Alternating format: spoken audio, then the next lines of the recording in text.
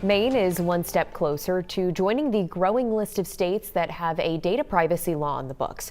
There were two competing ideas for how to implement one. After today's Senate session, one proposal is pulling ahead. That movement was not without debate, however, leading to a long day in the state chamber. Christian Harsa has more for us from the State House. Hi, Christian.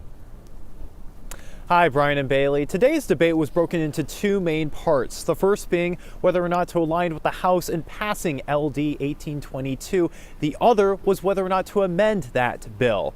Now, the discussions were contentious, but tensions really ramped up when we got to discussing the amendment, which would exempt political groups from Maine's first data privacy law.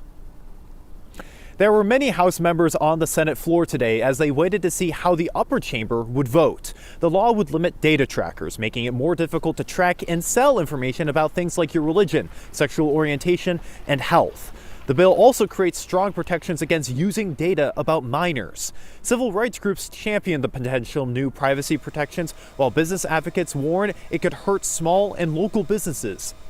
Today, just as last month, senators passed the bill along party lines. As for the amendment, Republicans and some Democrats say political groups should face the same restrictions as other entities. Democratic sponsor Senator Ann Carney says the amendment is about the First Amendment. And it is very important that we do not pass a law that restricts political speech in a way that would make our law unconstitutional. When I think about what is actually dangerous on the internet, it is the manipulation of information and misinformation that is promulgated by both sides of the political aisle to completely re-alter what reality looks like for people in this country.